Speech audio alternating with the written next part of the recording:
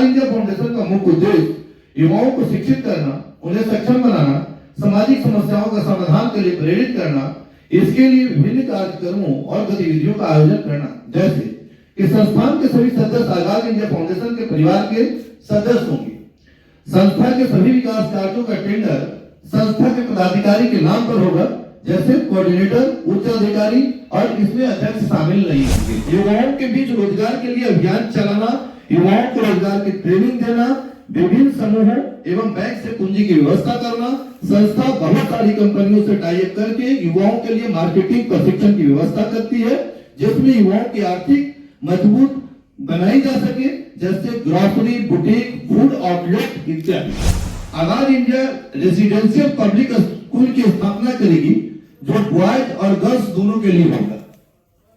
यह देश का पहला स्कूल होगा जिसमें 30% सीटें आरक्षित होगी। यह आरक्षण शहीद के बच्चे, अनाथ बच्चे, प्रतिभावान बच्चे जो आर्थिक समस्या के चलते पढ़ाई नहीं पूरा कर पाते हैं, आरक्षण का मापदंड प्रतिभा होगा, ना कि जाति होगा।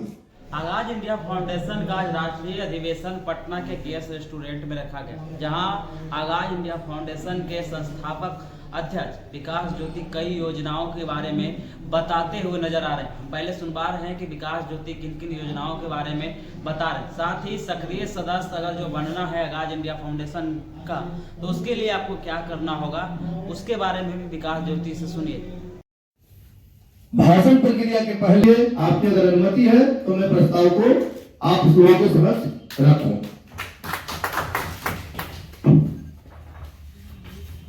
एक भारतीय संगठन है जो युवाओं और समुदायों को सक्षम बनाने, सामाजिक परिवर्तन लाने के लिए काम करता है। इसकी स्थापना 6 नवंबर 2017 को हुई थी। आजाद इंडिया फाउंडेशन का मुख्य उद्देश्य युवाओं को शिक्षित करना, उन्हें सक्षम बनाना, सामाजिक समस्याओं का समाधान के लिए प्रेरित करना, इसके लिए विभिन्न कार्यक्रमों और गतिविधियों का आयोजन करना, जैसे कि संस्थान के सभी सदस्य आजाद इंडिया फाउंडेशन के परिवार के सदस्य होंगे। संस्था के सभी विकास कार्यों का टेंडर संस्था के पदाधिकारी के नाम पर होगा, जैसे कोऑर्डिनेटर, उच्च अधिकारी, और इसमें अध्यक्ष शामिल नहीं होंगे। मतलब इसकी प्रक्रिया को आप लोग समझे। अभी बहुत सारी चर्चाएं चल रही थी, कोई भी सदस्य उसका परिवार होगा, उसकी भरण पोषण की व्यवस्था होगी, उसकी भी बहुत सारी समस्याएं होंगी, और आर्थिक समस्या आज के समय में बहुत बड़ी समस्या है। तो हम लोगों ने किया है कि जितने भी हमारे टेंडर होंगे, विकास कार्यों के टेंडर होंगे, वो हमारे पदाधिकारी के नाम पे होंगे। वो कोऑर्डिनेटर होंगे या उच्च पदाधिकारी होंगे। इसमें अध्यक्ष को शामिल नहीं किया जाएगा, इसलिए कि अध्यक्ष एक जवाबदेही भरा पोस्ट होता है, उस पर गंभीर आरोप लगाने के बाद बहुत सारी समस्याएं उत्पन्न होती है, इसलिए उनको शामिल नहीं किया गया। दूसरा, संस्था के कोई भी सदस्य या पदाधिकारी किसी भी तरह के उचित अनुचित सलाह, किसी भी प्रकार की शिकवा शिकायत सार्वजनिक मंच पर नहीं कर सकते हैं। इस तरह के सभी कार्यों को अनुशासनहीनता माना जाएगा। आप सोशल मीडिया हो, आप सार्वजनिक मंच हो, इस पर किसी तरह की आप विवेचना नहीं कर सकते हैं, इसलिए कि हम लोग एक परिवार के सदस्य हैं। जब आपको मंच दिया जा रहा है तो अपनी समस्या खुल कर करके ओपन दिल से आप अपने यहाँ पे मंच पे, सार्वजनिक मंच पे रख सकते हैं। तो भाई सोशल मीडिया पर क्यों या ग्रुप में क्यों हम अपनी व्यक्तिगत बातें को संस्था को अवगत कराएंगे। तीसरा, संस्था औद्योगिक बिहार युवा रोजगार उत्सव बिहारी व्यंजन की ब्रांडिंग, उद्योग के प्रति युवाओं को जागरूक करने का कार्य करेगी। पूंजी के अभाव से युवाओं को सपनों को मरने नहीं दिया जाएगा। प्रत्येक युवाओं से प्रत्येक माह व्यापारिक सुझाव मांगे जाएंगे। जैसे संस्था के लोगों ने, कुछ लोगों ने भी जब चलाया था कि संस्था के लिए गृह उद्योग वगैरह का चलना चाहिए, तो इसलिए संस्था में इसमें एक हमारा है ब्रांडिंग, बिहारी व्यंजन को ब्रांडिंग। जैसे मिथिला का मखाना को जीआई टैग प्राप्त है, बहुत कम चीजों को जीआई टैग मिलता है, तो मिथिला का वो मिला हुआ है। तो ब्रांडिंग है, युवाओं को जागरूकता करने का कार्यक्रम हम लोग का। औद्योगिक बिहार हमारा एक सपना है। चौथा, कृषि के प्रति युवाओं को औद्योगिक अवधारणा बनाने पर बल दिया जाएगा, क्योंकि बिहार की 80% आबादी कृषि पर आधारित है। इसके लिए बिहार के सभी पैक्स अध्यक्ष को आजाद इंडिया फाउंडेशन क्लब में शामिल किया जाएगा। किसी भी स्थिति में किसी पंचायत के पैक्स अध्यक्ष शामिल नहीं होते हैं तो उस पंचायत के मुखिया, पंचायत समिति सदस्य, सरपंच, कोई भी समाज व्यक्ति को नामित किया जा सकता है। इसके लिए ये आजाद इंडिया क्लब नामित किया गया है, जो 5 वर्षों के लिए नामित होंगे। कलम की सदस्यता राशि रखी गई है 1 लाख रुपए, जो निर्धारित करी है। पूर्ण तरीके से वो रिफंडेबल है, वो हमारे यहाँ उनका नहीं है, वो रिफंडेबल है क्लब के सदस्यों के तौर पर। लेकिन उस सदस्य को प्रति वर्ष हमारे यहाँ से 25,000 रुपया रिफंडेबल दिया जा रहा है। संस्था के जो हमारे क्लब के सदस्य हैं उनको 25,000 रुपया 5 वर्ष तक रिफंडेबल दिया जा सकता है। ये उनकी जमानत राशि है जो 5 वर्ष पूरा होने के बाद ही लौटाया जाएगा। हमारे सदस्य 5 साल के लिए वो नॉमिनेट रहेंगे। इस 5 वर्षों के बीच में जमानत राशि लौटाने के लिए संस्था जवाबदेह नहीं रहेगी। 5वां, संस्थान आगाज इंडिया रेसिडेंशियल पब्लिक स्कूल की स्थापना करेगी जो बॉयज और गर्ल्स दोनों के लिए होगा। यह देश का पहला स्कूल होगा जिसमें 30% सीटें आरक्षित होगी। यह आरक्षण शहीद के बच्चे, अनाथ बच्चे, प्रतिभावान बच्चे जो आर्थिक समस्या के चलते पढ़ाई नहीं पूरा कर पाते हैं, आरक्षण का मापदंड प्रतिभा होगा, ना कि जाति होगा। अगर आप प्रतिभावान हैं, आपकी स्थिति पढ़ने लायक नहीं है, तो वह स्कूल आपके प्रति गंभीर है।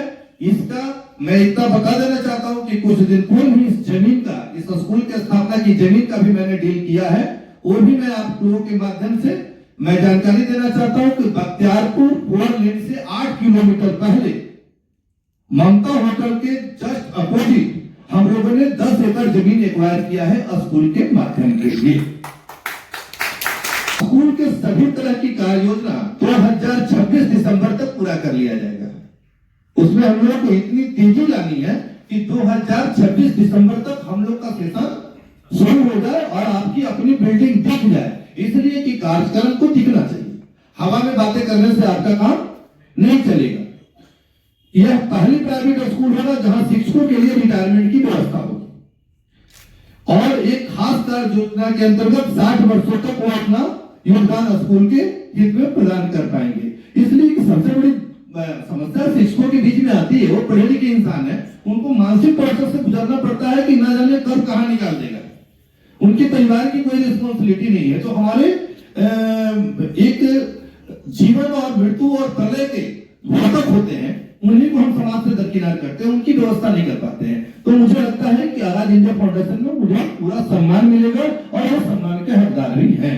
7वां, स्कूल की व्यवस्था पूरी तरह से आगाज इंडिया फाउंडेशन के एडमिनिस्ट्रेशन विभाग के हाथों में रहेगा, जो संस्थान के कोर ग्रुप भी माना जाएगा। स्कूल प्रबंधन के लिए संस्था किसी रिटायर्ड आईएएस अफसर को ही नामित किया जाएगा। उसमें संस्था का जो एडमिनिस्ट्रेटर होंगे वो रिटायर्ड आईएएस अफसर होंगे। किसी भी व्यक्ति को दूसरे को एडमिनिस्ट्रेशन हाथ में नहीं दिया जाएगा। 8वां, संस्थान के लिए जन धन संग्रह सहयोग समिति होगी, जिसमें अपनी स्वेच्छा से आर्थिक सहयोग जो प्रदान करना चाहते हैं वो कर सकते हैं। सभी राज्यों के लिए अलग अलग होगा। इस फंड को मैनेज करने का सभी अधिकार राज्य के प्रदेश अध्यक्ष को दिया गया है। अगर स्वेच्छा से कोई अपना दान देना चाहते हैं तो स्वेच्छा से दान देने में कोई परेशानी नहीं है। अगर कोई आपके कार्यों को सराह रहे हैं, उसके अतिरिक्त बहुत सारे लोग हैं जो संस्था को देते हैं, तो अपने अधिकार से वो दे सकते हैं, और अलग अलग राज्यों के लिए अलग अलग व्यवस्था है।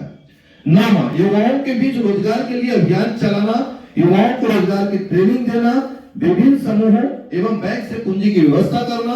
संस्था बहुत सारी कंपनियों से टाई अप करके युवाओं के लिए मार्केटिंग प्रशिक्षण की व्यवस्था करती है, जिसमें युवाओं की आर्थिक मजबूत बनाई जा सके, जैसे ग्रोसरी, बुटीक, फूड आउटलेट इत्यादि। 10वां, संस्था का सक्रिय सदस्यता शुल्क 1,000 रुपए निर्धारित है, जो 3 वर्षों के लिए वैध है।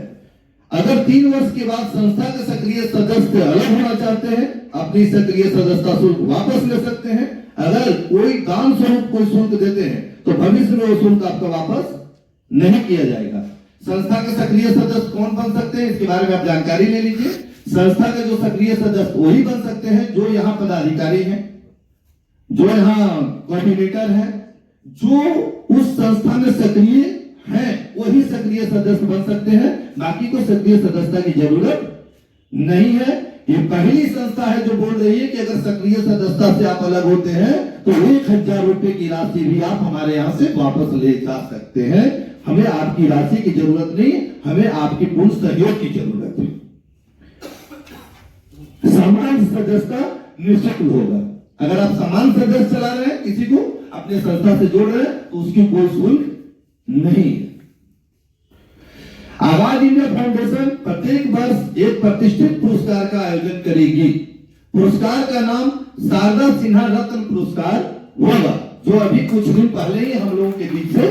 तो आपने विकास ज्योति को सुना, साफ तौर पे कहते हुए नजर आ रहे हैं कि अगर सक्रिय सदस्य बनते हैं तो 1000 रुपया जो है शुल्क रहेगा, और ये जो शुल्क है 3 साल के लिए वैध रहेगा। उन्होंने कहा जिस तरीके से बिहार में अगर देखा जाए तो बेरोजगारी, पलायन बड़ी मुद्दा है, शिक्षा हो चाहे स्वास्थ्य, हर क्षेत्र में जो है आगाज इंडिया पहले से कार्य कर रही है। लेकिन जिस तरीके से उद्देश्य है बिहार से बेरोजगारी को भगाना और जिस तरीके से विकसित बिहार का कैसे कल्पना किया जाए, इसके लिए आगाज इंडिया फाउंडेशन बहुत बढ़िया तरीके से कार्य कर रही है। और आने वाले दिनों में यानी कि पटना के ज्ञान भवन में इस प्रकार का प्रोग्राम देखने को मिल सकता है। अभी भले ही हमारी संख्या कम है, इससे कम लोग जुड़ रहे हैं, लेकिन आने वाले दिनों में हजारों हजार की संख्या में लोग यहाँ इस संस्था से जुड़ेंगे और आगाज इंडिया फाउंडेशन के जरिए बिहार को बदलने की कोशिश की जाएगी। क्या कुछ कह रहे थे विकास ज्योति इस वीडियो में आपने सुना। इस वीडियो के माध्यम से आपकी क्या प्रतिक्रिया होगी, अपनी प्रतिक्रिया कमेंट में जरूर दें और ऐसे ही खबरों से रूबरू होने के लिए देखते रहिए आगाज फर्स्ट न्यूज।